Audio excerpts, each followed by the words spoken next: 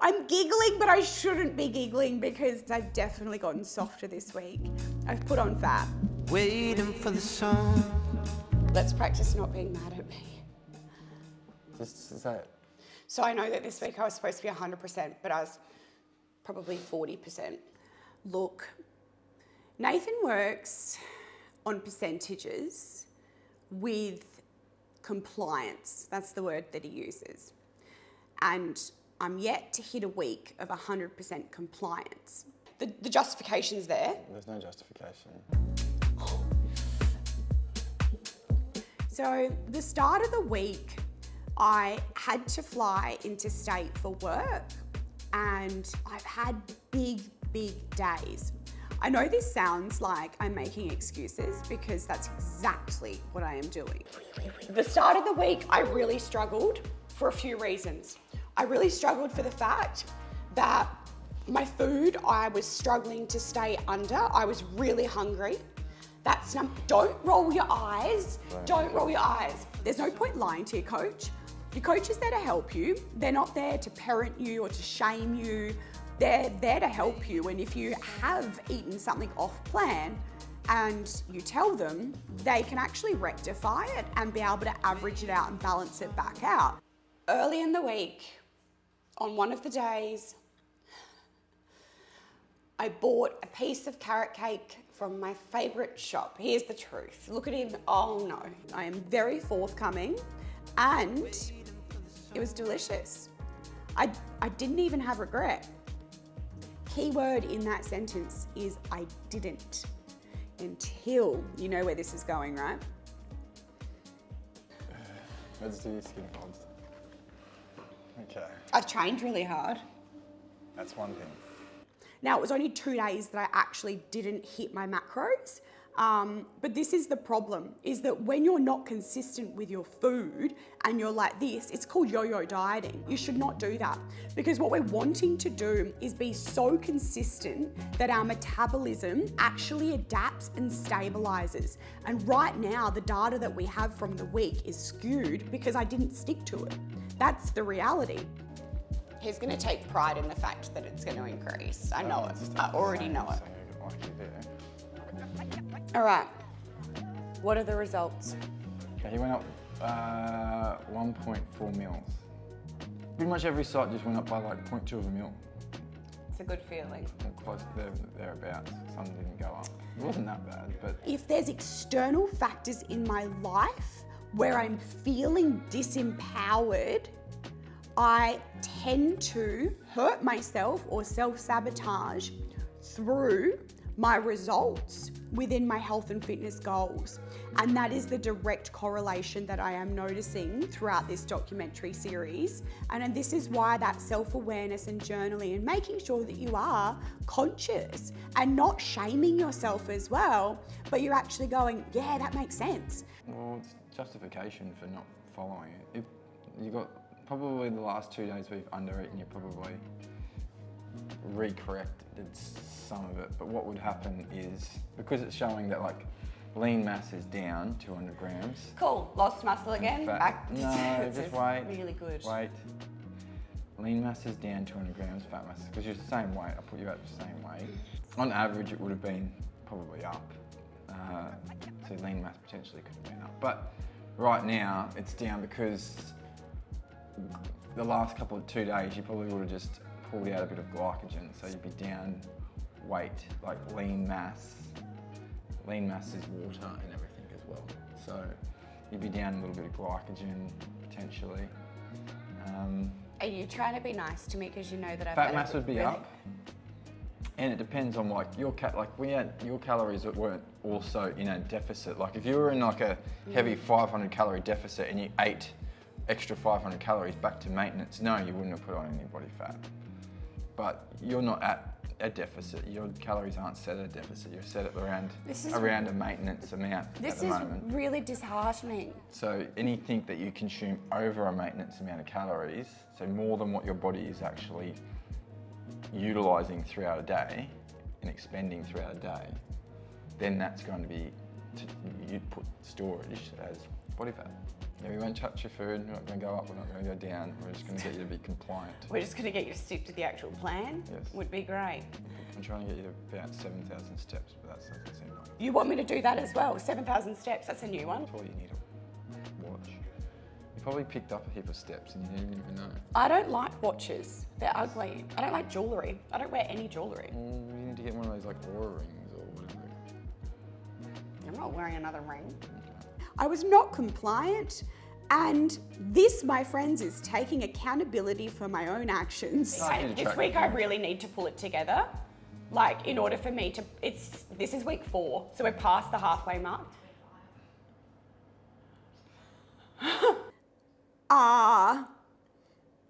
Do you know the worst part? When I went and bought the carrot cake,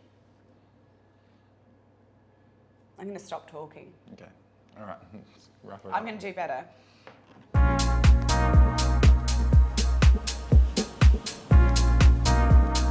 Guess what day it is, of course? Shock, again, legs.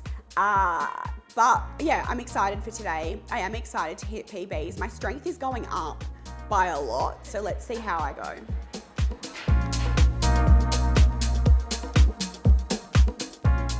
Now that I'm not puffing, quite a few people have asked how to set up correctly for hip thrusts, because it hurts when they do actually set up for hip thrusts. If you don't have a hip thrust machine, you want your lats to sit around that mark here. You don't want the bench to be too high. Often I see girls trying to set up in the gym with a bench and it's like that height.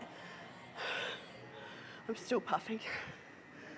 So you're wanting it to be about there. Now, as you squeeze and contract your scaps together, make sure that your feet and your hip placement is where you're wanting it to be before you put the bar over.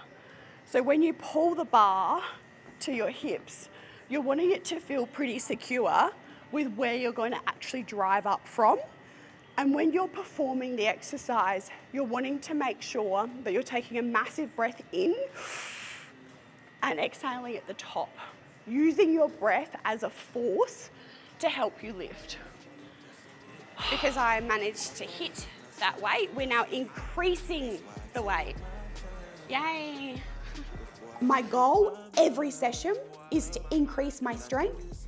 My other goal is to increase my rep range or my volume.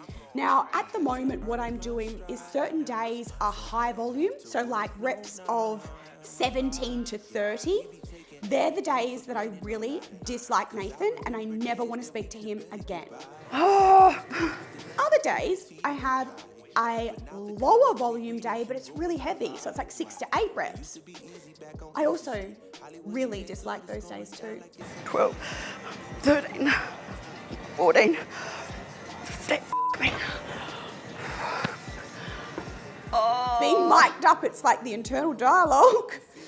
Keeping it very real.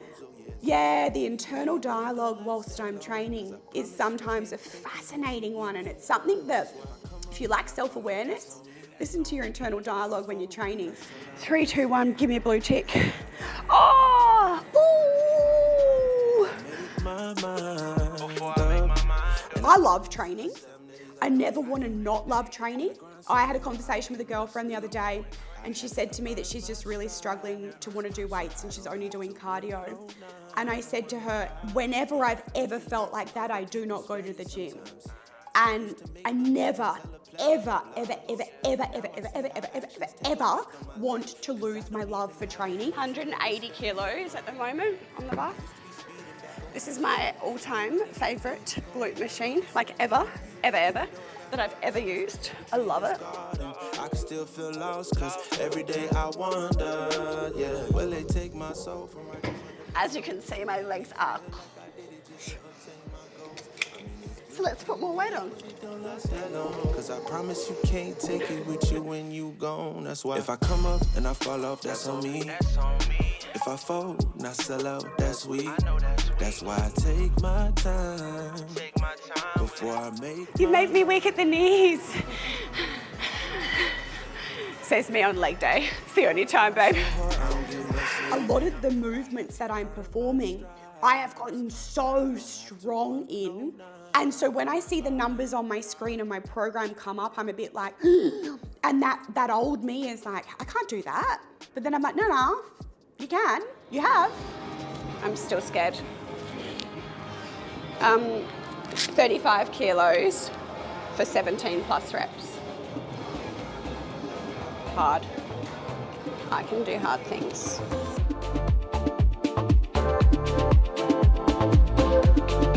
Turns out I was just being a So it's all in your head. Hit the number. Just do it. Actually, I think that's a Nike slogan. I can just do it.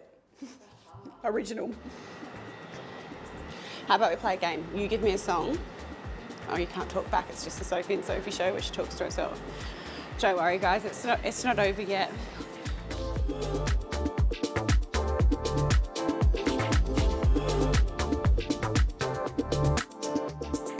So, this is like training motivation 101.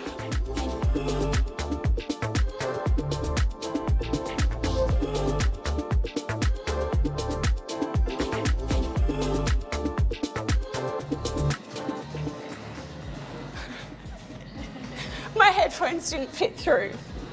Cool.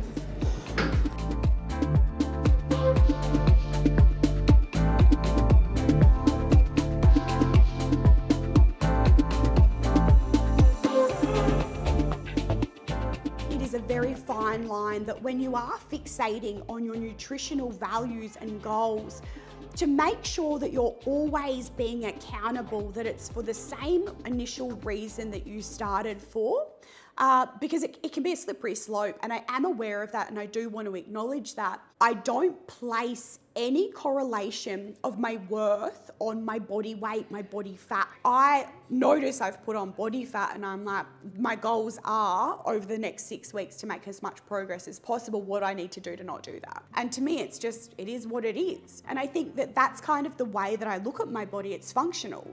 To me, it's brought life into the world. It's strong. It's educational. She's so big, come here. Quick, Evie. When it comes to the twins and parenting and weight loss and talking about weight loss, the way in which we parent the twins has been very different to the way in which we raised the boys. Not only in the way in which we've parented them, but the way in which they choose to eat.